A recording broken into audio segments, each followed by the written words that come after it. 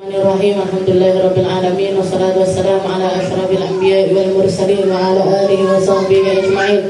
Subhanaka la ilma lana illa ma 'allamtana innaka antal alimul hakim. Rabbi shrah li sadri wa yassir li amri wahlul 'uqdatam min lisani yafqahu qawli. Amma ba'd. Alhamdulillah ala ni'matil Islam, alhamdulillah ala ni'matil iman, wa kafa biha min ni'mah. Alhamdulillah, segala puji bagi Allah Subhanahu wa taala yang mengaruniakan kita sehat, yang mengaruniakan kita sempat, yang mengaruniakan kepada kita langkah-langkah untuk berada di tempat-tempat yang penuh dengan hidayah-hidayah dari Allah Subhanahu wa taala, yang penuh dengan anugerah-anugerah, penuh dengan ampunan-ampunan, penuh dengan ikatan-ikatan yang akan mengikat kita dengan manusia-manusia terdahulu, orang-orang yang sudah dipastikan kesuksesannya, orang-orang yang sudah dipastikan tempatnya di surganya Allah, orang-orang yang dijanjikan sama Allah Ta'ala mendapatkan kebaikan dunia akhirat,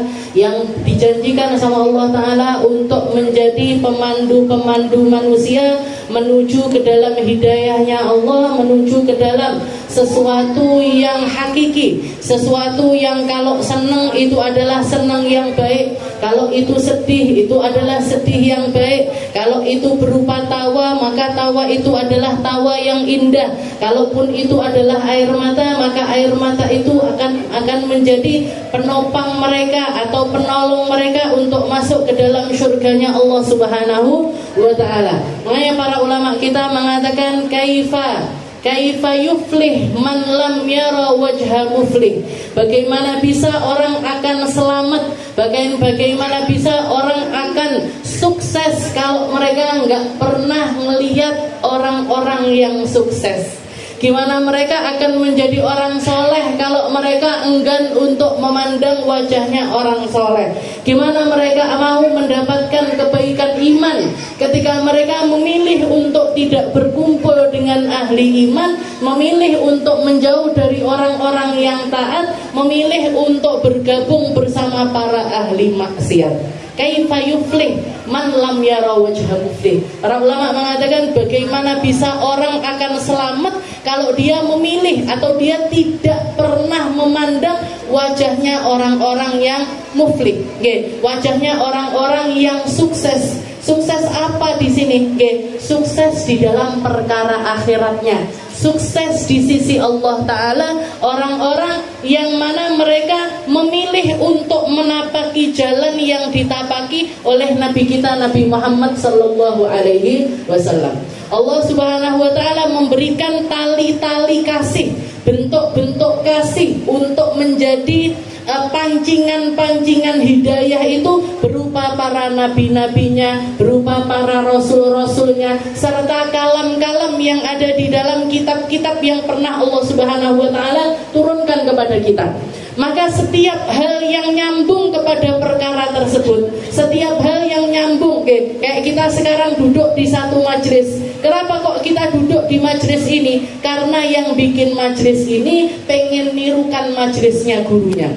Kenapa kok gurunya pengen bikin majelis juga? Karena nirukan majelis gurunya lagi. Gurunya ngapain bikin majelis? Nirukan gurunya lagi, terus sampai kepada Nabi kita Nabi Muhammad Sallallahu Alaihi Wasallam. Kenapa kita duduk berdoa? Karena di dalam majelis guru saya ada doa. Di dalam majelis guru saya ada doa. Kenapa kok guru saya berdoa? Karena dia melihat gurunya juga berdoa. Terus gimana? Terus gurunya berdoa sampai kepada Nabi Muhammad Sallallahu Alaihi Wasallam. Jadi nyambung, majelis yang nyambung kepada majelisnya Nabi, doa yang nyambung kepada doanya Nabi, solawat yang nyambung kepada solawatnya para nabi, dan solawat di zaman Nabi Muhammad Sallallahu Alaihi Wasallam itu juga nyambung dengan solawatnya para nabi-nabi terdahulu. Jadi kalau misalkan kita umat Islam syahadatnya kita asyhadu an la ilaha illallah wa asyhadu anna muhammadar rasulullah, maka syahadatnya para nabi-nabi terdahulu atau orang-orang yang ada di dalam kaum nabi-nabi terdahulu. Tidak cukup sampai syahadat kepada nabinya saja. Misalkan umatnya Nabiullah Isa, mereka mengatakan asyhadu an la ilaha illallah wa anna Isa Rasulullah, wa anna Isa abduhu wa rasuluh, bahwasanya Isa adalah nabi dan utusannya Allah. Tidak cukup sampai situ, tapi wajib juga ditambahi wa asyhadu anna nurul ladzi ba'dahu, dan saya bersaksi bahwasanya cahaya yang turun setelah Nabiullah Isa juga adalah hamba dan juga rasulnya Allah. Siapa cahaya ini? Nabi Muhammad sallallahu alaihi wasallam. Begitu juga zamannya Nabi Musa. Zamannya Nabi Musa mereka diperintahkan untuk beriman kepada Nabiullah Musa, tapi juga kepada nabi-nabi yang datang setelahnya beliau. Baru di zamannya Nabi Muhammad, ketika seseorang beriman kepada Nabi Muhammad, mereka sudah bisa dipastikan beriman juga dengan nabi-nabi terdahulu. Jadi yang kita lakukan, duduknya kita, salawatnya kita, doanya kita, ngajinya kita, ini sesuatu yang kita sambungkan untuk nyambungkan kepada apa dan kepada siapa? Kepada sesuatu yang paling menjanjikan untuk menyelamatkan dunia kita dan juga akhirat kita. Apapun yang terjadi di dalam kehidupan kita, entah itu suka, entah itu duka, entah itu baik, entah itu enggak baik, entah itu lagi senang ataupun enggak senang, tapi kalau sudah disandarkan dengan iman kepada Allah Subhanahu wa taala, maka semuanya akan mendapatkan balasan yang terindah. Lek awake dhewe seneng, seneng-seneng di atas agama apa boleh? Kayak kita misalkan bikin maulutan, bikin acara maulid atau bikin acara perayaan untuk menyambut Ramadan misalkan, ataupun berhari raya, pakai baju bagus, pakai sesuatu yang bersih. Setelah itu diliputi dengan nuansa-nuansa kegembiraan. Gembiranya kita karena Allah Ta'ala ridho atas gembira tersebut. Akhirnya apa yang didapat? Gembiranya kita akan berujung kepada pahala. Begitu juga ketika kita sedih. Kita dapat musibah, misalkan dapat sakit atau apapun itu, tapi ketika kita yakin, ya Allah, sakit saya ini pasti Allah Ta'ala pengen ngasih kebaikan kepada saya. Entah itu penggugur dosa saya, entah itu bikin saya jadi orang yang lebih baik lagi, bikin saya lebih bersyukur lagi, bikin saya bisa mandang dengan lebih baik lagi. Jadi disandarkan kepada Allah Ta'ala. Hal tersebut pun, rasa sakit itu pun ataupun tangisan itu pun akan menjadi sesuatu yang berujung kepada kegembiraan. Para ahli neraka, dari umatnya Nabi Muhammad SAW, para ahli maksiat, ketika mereka mau dimasukkan ke dalam neraka, nangis, kedua air matanya ini ngalir deras, air mata nangis, menyesal atas apa yang mereka lakukan di dunia. Katanya para malaikat mengatakan, laukana hadza fid dunya, kalau misalkan tangisan itu mereka lakukan di dunia, maka niscaya mereka tidak akan merasakan panasnya api neraka. Orang kalau air matanya dipakai untuk nangis, dan nangisnya ini untuk nyari surganya Allah, mereka akan dibebaskan dari panasnya api neraka. Jadi apapun yang akhirnya apa yang terjadi? Seperti yang dikatakan sama Nabi Muhammad SAW, tubali amril muslim, tubali amril mukmin, sebaik-baik kenikmatan, sebaik-baik keadaan itu keadaannya orang iman. Kalau mereka susah mereka sabar, kalau mereka senang mereka syukur. Akhirnya apa? Keadaannya tidak ada selain ada di dalam kebaikan. Tidak enak elek, tidak ada yang bisa dicela dari keadaannya orang iman. Mungkin sama Allah Ta'ala kita ditambahi terus imannya, ditambahi terus Islamnya, ditambahi terus hidayahnya, ditambahi terus inayahnya, sehingga apapun yang kita lakukan atau apapun yang terjadi di dalam kehidupan kita ini menjadi penyebab kita untuk bersenang-senang di surganya Allah Subhanahu wa Ta'ala. Kita lanjutkan pembahasan kita masih di dalam kitab Al-Ibanah wal Ifadah, ila an qala al-muallif rahimahullahu ta'ala wa nafa'ana bihi wa bi ulumihi fid dharain ad-darsus sadis fil mustahadah wa ma yalzimuha. Kalau kemarin kita sudah menyelesaikan tentang semua hal yang Allah Ta'ala larang, semua hal yang menjadi pantangan bagi mereka-mereka yang sedang dalam keadaan haid ataupun juga dalam keadaan nifas. Ada 11 hal yang dilarang, sholat, puasa, tawaf, memegang mushaf, membawa mushaf, berdiam diri di dalam masjid, ataupun juga lewat di masjid kalau misalkan dia takut bakalan bocor dan lain sebagainya. Sampai yang terakhir adalah at-thaharah biniyati ta'abbud, ataupun juga thaharah dengan niatan untuk ibadah. Jadi 11 hal yang menjadi larangan bagi siapapun yang dalam keadaan haid ataupun juga nifas. Setelah itu kita masuk di bab yang selanjutnya, yaitu fil mustahadah wa ma yalzimuha, tentang babnya istihadah. Ini mungkin bab-bab terakhir.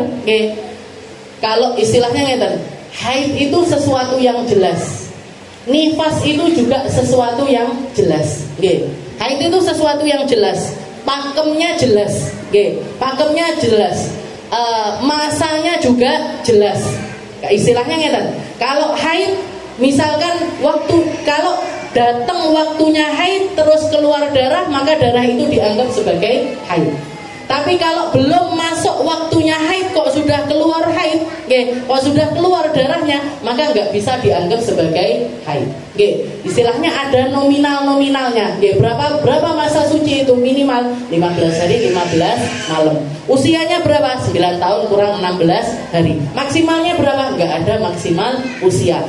Berapa masa haid? Minimal, maksimal, dan biasanya itu berapa? Maksimalnya 15 hari 15 malam, minimalnya 1 hari 1 malam atau 24 jam. Jelas kabeh. Haid itu sesuatu yang jelas, darah yang jelas keluarnya. Nifas pun juga demikian. Nifas pun juga seperti itu. Kalau ada orang hamil ataupun lahiran, jadi hamil, ketahuan hamil atau setelah 9 bulan dia melahirkan, maka darah yang keluar setelahnya ini sudah dipastikan adalah darah nifas. Berapa minimalnya? Mujah, sebentar. Berapa maksimalnya? 60 hari 60 malam. Rata-rata berapa? 40 hari. Setelah itu minimal jaraknya gimana? Kalau misalkan antara lahiran dengan keluarnya darah lebih dari 15 hari 15 malam, maka darah ini nggak bisa dianggap sebagai nifas, tapi dianggap sebagai haid. Tapi kalau antara lahiran dengan darah keluarnya ini kurang dari 15 hari 15 malam, maka berarti darah itu masih dianggap sebagai darah nifas, walaupun hitungannya tetap mulainya adalah dari lahiran tersebut. Jadi semua pakem-pakemnya itu jelas. Haid jelas, nifas juga jelas. Nah, yang nggak jelas ini namanya istihadah. Jadi yang nggak jelas ini namanya adalah istihadah. Berarti gampangnya istihadah itu apa? Semua darah yang keluar dan dia tidak bisa dianggap sebagai darah haid, serta nggak bisa dianggap sebagai darah nifas, jatuhnya jadi istihadah. Jatuhnya menjadi darah istihadah. Cuman yang namanya istihadah ini macamnya banyak. Yang didefinisikan di sini ada 7. Tapi saya kayaknya nggak akan membahas 7-7-nya karena nggak yakin saya. Sama ibu-ibu sing gaene lali karo rego brambang bawang, otaknya sudah penuh brambang bawang dan juga lain sebagainya, kok nggak yakin saya kalau bahas 7 macam suwarul mustahadah ini bakalan istilahnya paham, sudah paham. Jadi akan saya jelaskan secara global saja atau minimal. Minimal itu kalau jenengan nyatet haidnya. Kalau kita haid setiap bulan itu dicatat, insya Allah hanya masuk di dalam 4 golongan orang istihadah. Tidak akan masuk di dalam golongan 5, 6, dan 7. Kenapa kok 5, 6, dan 7? Karena 5, 6, 7 ini para ulama bahkan menamainya dengan al-mutahayyirah. Jangan tahu al-mutahayyirah, wong wedok sing bingung. Itu al-mutahayyirah. Jadi namanya aja al-mutahayyirah. Kenapa? Karena dia adalah perempuan, entah itu istihadah di dalam haid atau istihadah di dalam nifas, tapi yang jelas dia ini perempuan yang bingung. Kenapa kok bingung? Ndak duwe catatan, nggih. Lupa masanya, lupa siklusnya, lupa dengan kebiasaan haidnya dia. Akhirnya para ulama menamainya, nggih. Jadi 7 gambaran ini, nggih. 7 gambaran ini saya sebutkan, nggih. Yang satu, yang pertama namanya adalah mubtadi'ah, nggih. Mubtadi'ah mumayyizah, nggih. Mubtadi'ah mumayyizah, perempuan yang pertama kali haid dan dia bisa membedakan darah. Yang kedua, mubtadi'ah ghairu mumayyizah, perempuan yang pertama kali haid tapi nggak bisa membedakan darah. Yang ketiga, mu'tadah mumayyizah, orang yang sudah pernah haid tapi bisa membedakan darah. Yang keempat, mu'tadah ghairu mumayyizah, orang yang sudah punya kebiasaan haid tapi nggak bisa membedakan darah. Jadi 4 ini cuman yang 2 orang yang perempuan yang pertama kali haid, yang 2 lagi perempuan yang sudah pernah haid. Terus bedanya apa? Yang satunya lagi bisa membedakan darah, yang satunya lagi nggak bisa membedakan darah. Nah ini 4 gambaran ini seperti itu. Jadi cuman pembedaan antara bisa membedakan dan bisa membedakan. Nah, yang kelima, keenam, ketujuh ini, nggih, namanya adalah mutahayyirah. Nggih, mutahayyirah itu tadi, nggih, wong wedok sing bingung, nggih, perempuan yang bingung. Entah nanti bingungnya di awal atau bingungnya di masa ataupun di kadarnya, nggih, di dalam kadar haidnya, nggih, akhirnya perempuan yang mutahayyirah ini dia wajib melakukan yang namanya ihtiyaton. Ihtiyaton itu apa? Nggih, sebagian dianggap jadi perempuan haid, sebagian lagi dianggap jadi perempuan yang suci. Nggih, sebagian dianggap jadi perempuan haid, sebagian dianggap jadi perempuan suci. Kenapa kok bisa seperti itu? Yo karena bingung ini tadi. Nggih. Makanya yang saya wanti-wantikan dari awal itu, kalau haid dicatat. Nggih, kalau haid dicatat masanya, nggih, istilahnya keluarnya kapan, jam berapa, sifatnya seperti apa, punya kodok sholat apa enggak, dicatat. Nggih. Setelah itu kenapa kok fungsinya ini dicatat? Biar apa? Kalau sewaktu-waktu terjadi yang namanya istihadah, kita nggak akan masuk di dalam golongan 5, 6, 7. Nggih. Nggak akan masuk di dalam golongan yang mutahayyirah. Minimal, istilahnya maksimalnya, adalah perempuan mu'tadah mumayyizah atau mu'tadah ghairu mumayyizah. Perempuan yang bisa membedakan darah atau perempuan yang tidak bisa membedakan darah. Cuman itu aja. Jadi cuman di dalam hal tersebut saja. Tapi kalau sampai ditekoi berapa ini istihadah, misalkan saya keluar darah 2 bulan berturut-turut, 2 bulan berturut-turut keluar darah terus, warnanya apa? Warnanya semuanya hitam, warnanya semuanya hitam. Terus bulan sebelumnya kamu haidnya tanggal berapa? Enggak ngerti. Berapa lama? Enggak ngerti. Jadi berapa lama enggak ngerti? Awal haidnya kapan? Enggak ngerti. Wes bubar iki. Jadi selama 2 bulan itu nanti dia akhirnya menjadi perempuan yang tengah-tengah.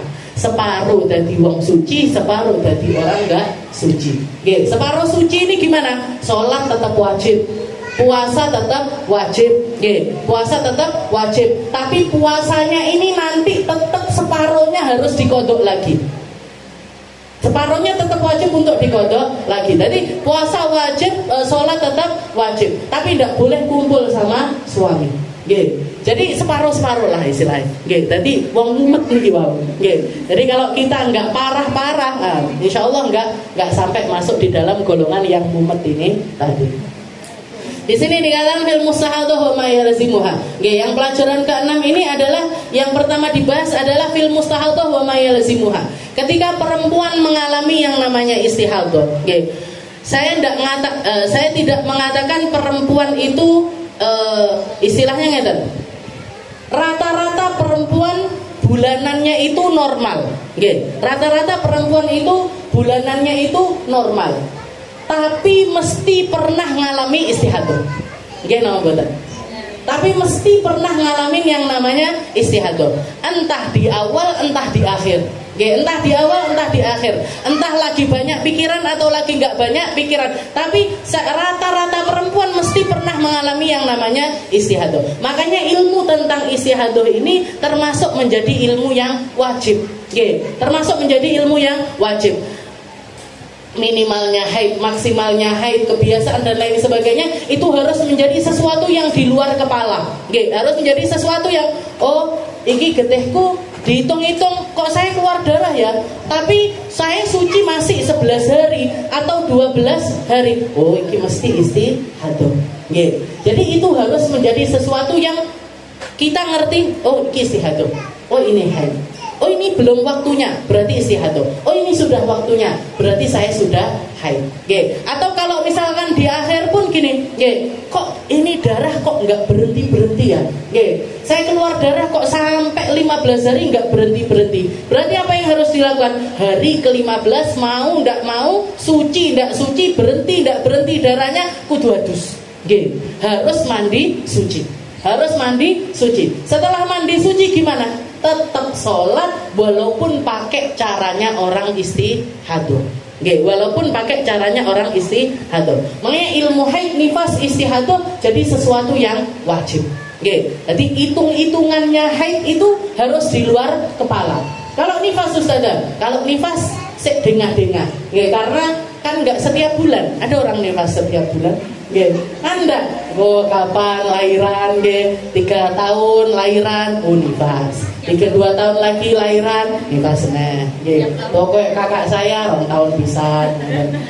Jadi istilahnya ndak selalu keluar, nggak selalu keluar, tapi wajib untuk tahu, sehingga sekiranya apa, kalau misalkan ketika ada sesuatu yang bermasalah, buka catatan, iki loh, di sini, atau dengarkan ceramah, atau buka lagi, ini saya yang masalah di sini, saya yang masalah di sini, ngeling-ngeling, itu untuk nifas. Tapi kalau haid, istihadah ini datangnya itu bulanan, dan saya yakin setiap perempuan pasti pernah mengalami istihadah. Bahkan dulu di awal-awal, waktu istilahnya baru selesai mondok, mulai ngaji, dan ternyata yang banyak permintaannya ini masalah haid. Saya dulu setiap kali ngajar haid mesti istihadah. Jadi setiap kali ada orang minta ajarin haid, bahas haid, buka bab haid, mesti istihadah. Kadang sebulan keluar darah terus, kadang 2 bulan keluar darah terus, iki nyapo asline. Jadi apa saya yang kurang nyantel ilmune apa piye kok sampai kepikiran seperti tapi sekarang boten. Istilahnya nggak sampai seperti itu. Jadi fil musahadah wa ma yalzima, sesuatu yang ada di dalam perempuan istihadah dan apa yang wajib untuk dilakukan olehnya. Dikatakan hukmul istihadah, seperti yang dulu pernah kita bahas, hukum istihadah itu secara gampangnya dibagi jadi 2 macam. Dalilnya apa? Dalilnya 2 hadisnya Rasulullah SAW ketika beliau ditanyai sama seorang perempuan, namanya adalah Fatimah bintu Abi Hubeish, ila Nabi SAW, qalat ya Rasulullah inni imra'atun ustahad fala adhur afa ad'u shalah, faqala Rasulullah SAW innama huwa irqun wa laysa dhalika bil haidah, fa idza aqbalatil haidah fatruki shalah, fa idza dhahabat qadra faghsili anki dam wa shalli. Dalil yang pertama adalah ketika Fatimah binti Abi Hubeish ini datang kepada Nabi Muhammad SAW, setelah itu mengatakan, ya Rasul, saya itu perempuan yang keluar darah terus. Saya ini keluar darah kok nggak berhenti ya Rasul. Apa ada usalah? Apakah sepanjang saya keluar darah ini saya harus meninggalkan sholat terus ya Rasul? Maka dijawab pertama sama Nabi Muhammad, dijawab Rasulullah mengatakan, innamal haidu damun aswad yu'raf. Katanya Nabi, darah haid itu adalah darah hitam pekat yang biasa kamu keluar. Jadi darah haid itu adalah darah yang hitam pekat yang biasa kamu keluar. Kalau keluarnya hitam pekat, tinggalkan sholat. Tapi kalau sudah nggak hitam pekat, Faghsili angkidam, bersihkan darah dari kamu, setelah itu wudu, setelah itu sholat. Berarti apa? Ada yang namanya perempuan yang mengalami istihadah dengan macam mumayyizah. Apa ini mumayyizah? Bisa membedakan darah. Kalau bisa membedakan darah, gimana hukumnya? Yang kuat yang haid, yang lemah istihadah. Yang kuat yang haid, yang lemah istihadah. Kuat ini seperti apa? Seperti yang kita tahu, warnanya darah 5 macam. Hitam, merah, coklat, kuning, keruh. Merah, hitam, coklat, kuning, keruh. Lah, kalau 5 darah ini tadi, kalau 5 darah ini tadi kita bisa membedakan ada yang kuat, ada yang lemah, maka yang kuat yang haid, yang lemah yang istihadah. Contohnya seperti apa? Perempuan keluar darah 20 hari berturut-turut. Kalau 15 hari tidak ada masalah, sudah pasti semuanya adalah haid. Tapi kalau misalkan saya keluar darah 20 hari berturut-turut, gimana warnanya? Warnanya seperti apa? 10 harinya saya keluar warnanya hitam, 10 harinya lagi warnanya cuman seret-seret, istilahnya kayak flek-flek coklat sampai hari ke-20. Tapi nggak berhenti. Tapi nggak berhenti. Gimana kita menghukuminya? Yang 10 hari haid, yang 10 hari istihadah. Sucinya kapan? Mandi sucinya kapan? Mandi sucinya tetap di hari ke-15. Mandi sucinya tetap di hari ke-15, tapi 5 hari yang dia keluar flek-flek aja, coklat-coklat aja, itu 5 hari itu wajib untuk diqadha. Yang haid yang mana berarti? 10 hari pertama yang warnanya adalah hitam. 10 hari hitam haid, 10 harinya yang coklat ini semuanya adalah istihadah. Bahkan kalaupun keluarnya itu di akhir sekalipun. Tak kasih contoh lagi, diwalik. Keluar darah 20 hari. 10 harinya coklat, 10 hari pertama coklat, 10 hari kedua warnanya hitam. 10 hari kedua warnanya hitam. Dan setelah hari ke-20 masih terus keluar darah. Gimana ini? Yang istihadah yang mana? Yang 10 hari pertama. 10 hari kedua ini masih dianggap sebagai haid. Semuanya dianggap sebagai haid. Berarti walaupun setelah 15 hari nggak sholat, masih dibablas neneh. Jadi masih dibablaskan lagi untuk tidak sholat. Kenapa? Karena yang keluar setelahnya itu lebih kuat dibandingkan yang pertama. Lebih kuat dibandingkan yang pertama. Kayak misalkan saya kasih contoh lagi biar lebih jelas. Ada perempuan keluar darah 5 hari kuning, 5 hari lagi keruh, 5 hari lagi coklat, 5 hari lagi merah, 5 hari lagi hitam. Bermono suci. Jadi 25 hari. Terus yang pertama kuning, kedua keruh, ketiga coklat, keempat merah, kelima hitam. Piye iki? Gimana ini? 25 hari ini tadi yang haid yang mana? Yang haid 15 hari yang terakhir. 10 harinya itu dianggap sebagai istihadah. Berarti nggak sholat selama 25 hari. Nggak sholat selama 5. Nggak. Jadi istilahnya nggak. Kalau darah yang keluar di akhir itu lebih kuat dibandingkan yang pertama, maka yang pertama itu tetap dianggap sebagai istihadah. Berarti walaupun keluarnya sudah 15 hari, maksudnya berarti dia sudah nggak sholat selama 15 hari, tiba yang setelahnya lebih kuat lagi, gimana? Tetap nggak sholat, tetap nggak sholat. Cuman yang 10 hari pertama ini nanti wajib untuk diqadha. Wajib untuk diqadhoi. Dan qadhanya perempuan yang istihadah semacam ini, boleh dicicil. Nggih, istilahnya ngodoinnya itu nggak harus setelah suci kudu dikodoi kabeh, nggih, tarawih bendino boten. Nggih, tapi bisa dicicil. Nggih, bisa dicicil. Jadi misalkan habis sholat subuh lagi, habis sholat duhur lagi, habis sholat asar lagi. Nggih, makanya saran saya jenengan biasakan untuk nambahi sholat fardu. Nggih, biar nambahi sholat sunnah. Nggih, sholat sunnah. Jadi qobliyah subuh, qobliyah duhur, ba'diyah duhur itu jadikan sebuah rutinitas.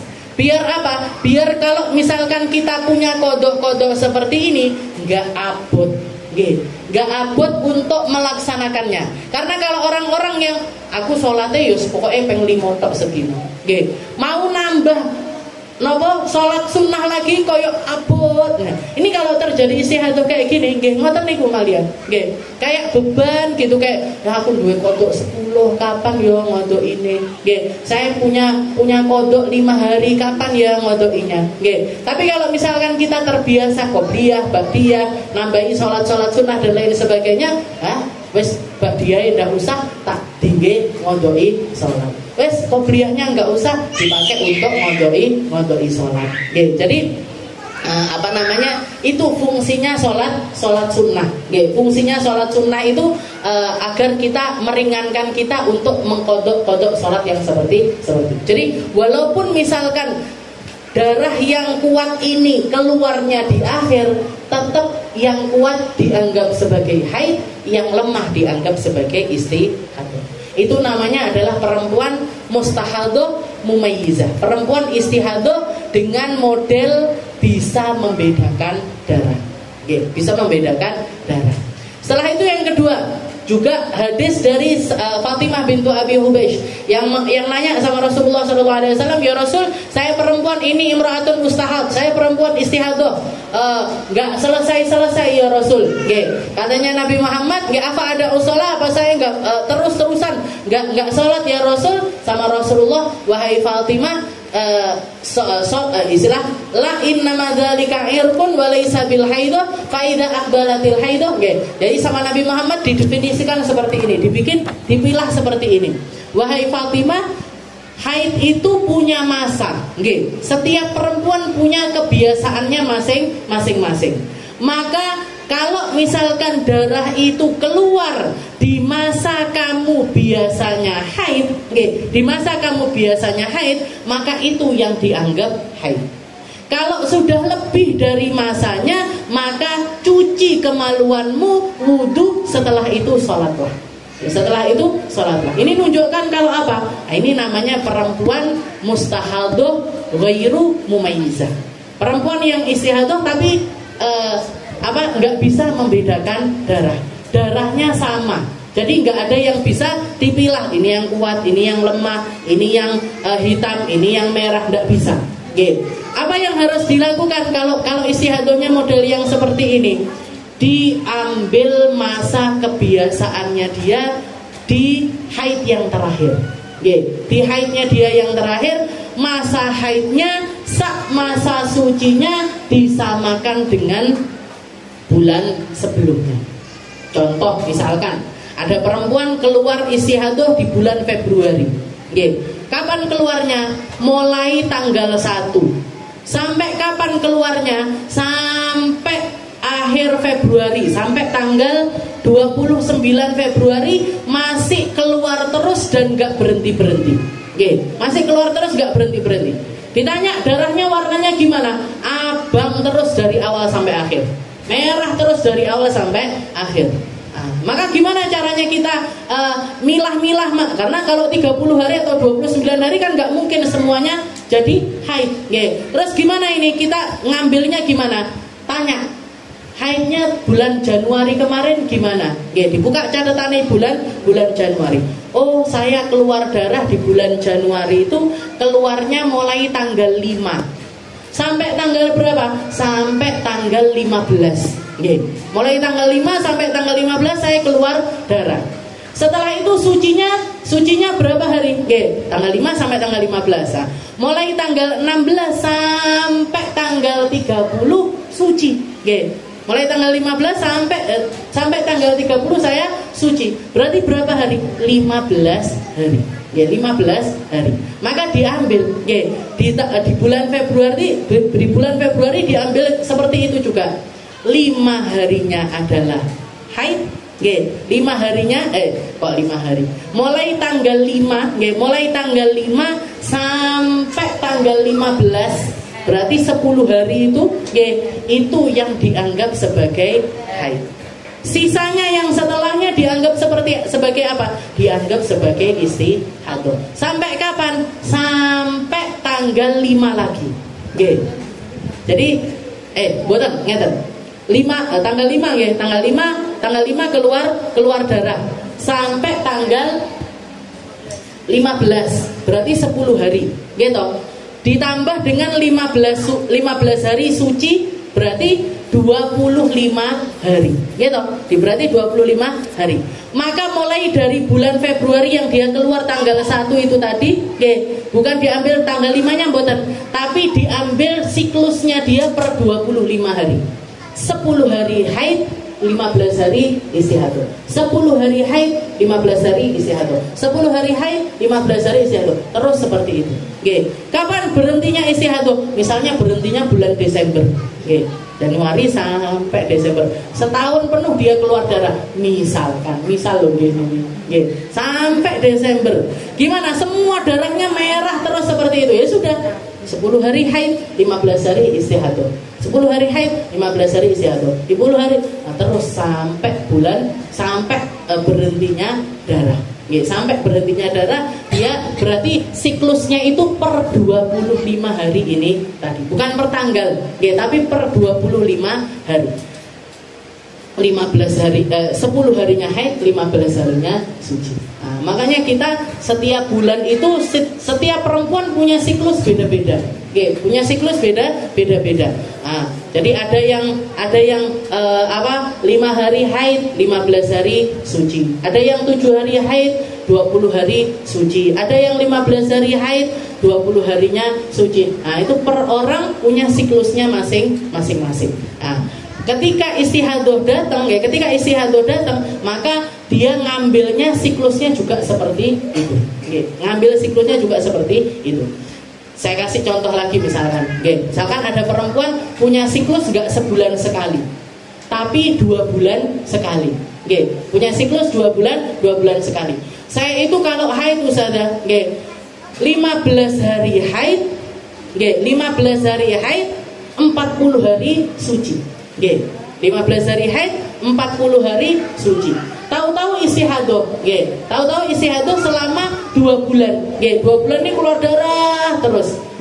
Dan sama, istilahnya ghairu mumayyizah, nggak bisa dibedakan darahnya. Berarti gimana ini? Selama 2 bulan ini tadi dikembalikannya kemana? Ke haid yang sebelumnya. Dikembalikan ke haid dia yang sebelumnya. 15 hari haid, 40 harinya suci. Ya sudah, dianggap seperti itu. Itu yang istihadah ghairu mumayyizah. Jadi mumayyizah ghairu mumayyizah. Nanti dibedakan lagi sama para ulama. Ada yang namanya mubtadi'ah, ada yang namanya muqtadah. Mubtadi'ah sama muqtadah. Mubtadi'ah ini apa? Perempuan yang pertama kali mengalami haid. Perempuan yang pertama kali mengalami haid dilalah langsung istihadah. Dilalah langsung istihadah. Maka gimana ini caranya? Kalau mumayyizah tetap pakai yang kuat yang haid, yang lemah yang istihadah. Tapi kalau muqtadah yang berbeda cuma di mumayyizahnya. Istilahnya di dalam yang ghairu mumayyizah, yang dia tidak bisa bedakan darah karena belum punya siklus. Belum punya kebiasaan, istihadah, belum punya kebiasaan haid, maka haidnya dia nanti dikembalikan kepada minimal suci, dikembalikan kepada minimal haid, dikembalikan kepada minimal haid, dan nggak ada minimal, nggak dikembalikan kepada maksimalnya suci. Saya kasih contoh aja biar gampang. Jadi misalkan ada perempuan baru pertama kali haid, langsung keluar darah selama 2 bulan. Nggih. Merah semuanya. Nggih, merah semuanya. Darahnya tidak bisa dibedakan. Jadi nggak tahu mana yang kuat, mana yang lemah. Akhirnya berarti hukumnya gimana? Namanya dia adalah mubtadi'ah ghairu mumayyizah. Perempuan pertama kali haid dan tidak bisa membedakan darah. Nah, ini kalau orang punya kebiasaan kan dikembalikan ke kebiasaannya dia. Tapi berhubung dia baru pertama kali haid sehingga nggak punya kebiasaan, maka haidnya dia dikembalikan kepada minimalnya haid. Berapa minimalnya haid? 24 jam. Oke, 1 hari 1 malam. Jadi darah selama 22 bulan ini tadi, keluar darah selama 2 bulan ini tadi, haidnya dia hanya 1 hari 1 malam. Sisanya gimana? Sisanya istihadul kabeh. Oke. Sisanya adalah istihadah semuanya. Kenapa? Karena dia belum memiliki siklusnya haid. Nggak punya kebiasaan haid, nggak punya kebiasaan suci juga nggak punya. Maka dikembalikan kepada yang ada minimalnya, yaitu minimalnya haid. Jadi haidnya 2 bulan ini tadi yang mana? Sehari 1 malam. 1 hari 1 malam saja. Sisanya semuanya adalah istihadah. Mandi sucinya kapan? Mandi sucinya tetap di hari ke-15. Oke. Mandi sucinya tetap di hari ke-15, tapi 14 harinya wajib untuk diqadha dan sisanya dia tetap wajib sholat, tapi dengan caranya orang yang istihadah. Dengan caranya orang yang istihadah. Jelas sama brother? Insyaallah.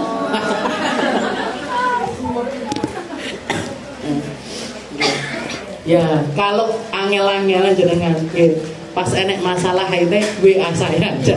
Saya haid gini gimana? Keluar gini gimana? Jadi seperti itu. Nah, ini dari hadisnya Nabi 2 macam cara untuk mengklarifikasikan modelnya orang yang istihadah. Yang pertama pakai warnanya darah, dan yang kedua adalah dengan siklusnya darah. Dengan siklusnya darah. Tapi antara 2 hal ini yang dimenangkan adalah mumayyizah. Istilahnya perbedaan darah itu selalu lebih dikuatkan dibandingkan siklus, dibandingkan kebiasaan. Jadi kita nggak boleh langsung berpatokan dengan kebiasaan. Aku biasanya menku tanggal sakmene lek belum tanggal segini nggak mau haid, ada bisa. Jadi tetap warna darah atau keluarnya darah itu selalu dimenangkan dibandingkan dengan yang namanya mumayyizah. Cuman itu tadi, 7 gambaran. Ini baru 4 loh, 4 ya, 2 ya. Wes klien-klien, apalagi 5 dan 7 ya, mungkin nggak sampai mengalami yang seperti itu. Mungkin sama Allah Taala ditoto mene awake dhewe, wayahe milik men, wayahe enggak milik men, enggak men. Kalau bisa wallahu a'lam bishawab.